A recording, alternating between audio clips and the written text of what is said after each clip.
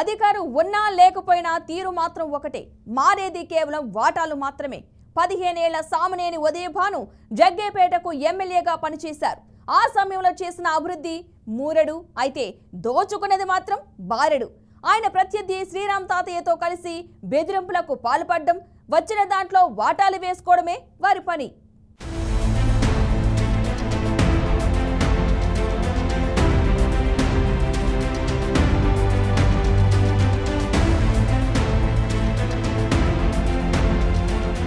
సామినేని ఉదయభాను కాంగ్రెస్ పార్టీతో రాజకీయ ప్రస్థానం మొదలుపెట్టారు.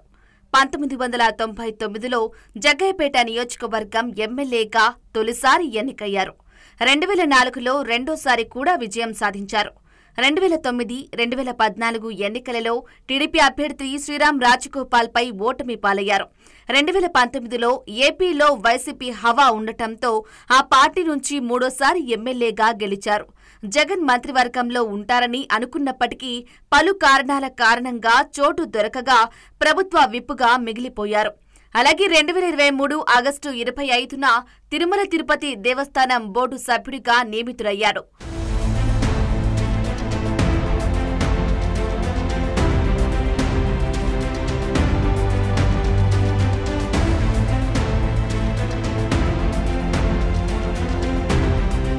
రెండు 2024 ఎన్నికల్లో ఓటమి ఎదురవటంతో వైసీపీకి కొద్ది రోజులు దూరంగా ఉన్నారు. పార్టీలోని కొన్ని దుష్టశక్తుల కారణంగా, స్వయం కృతాపరాధం కారణంగా ఎన్నికల్లో ఓడిపోయారని సామినేని ఉదయభాను భావించారు. దీంతో సెప్టెంబర్ 26న మంగళగిరిలోని జనసేన ప్రధాన కార్యాలయంలో పార్టీ రాష్ట్ర అధ్యక్షుడు, ఉప ముఖ్యమంత్రి పవన్ కళ్యాణ్ సమక్షంలో జనసేన పార్టీలో చేరారు.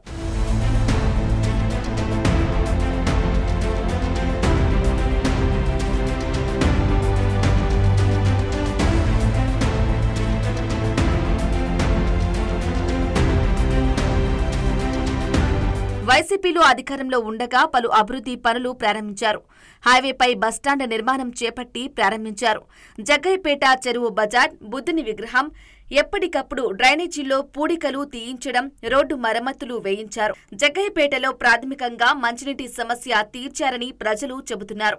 సామినేని ఉదయభాను ఎమ్మెల్యేగా ఉన్నప్పుడు జగ్గయ్యపేటలో వైసీపీలో వర్గపోరు ఉండటంతో కార్యకర్తలు అయోమయంలో ఉండేవారట.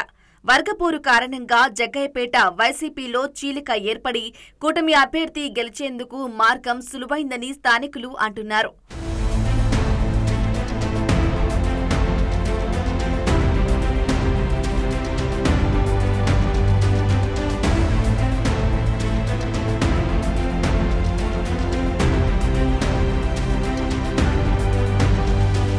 అయితే సామినేని ఉదయభాను ఓటమికి మాత్రం పలువురు విశ్లేషకులు వేరే కారణాలు చెబుతున్నారు.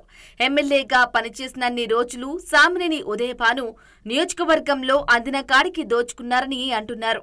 ఇసుక మాఫియా, కాంట్రాక్టర్ల నుంచి కమిషన్లు, సిమెంట్ ఫ్యాక్టరీ నుండి ప్రతి నెల మామూలు వసూలు చేయటం, అప్పుడు ప్రతిపక్షంలో ఉన్న శ్రీరామ్ తాతయ్యతో చీకటి ఒప్పందం కుదుర్చుకున్నారని నియోజకవర్గం మొత్తం చర్చ జరుగుతోంది. ప్రతి చోట వచ్చిన దాంట్లో 60% ఎమ్మెల్యేకు, 40% తాతయ్య పంచుకునేవారు అనే ఆరోపణలు ఉన్నాయి.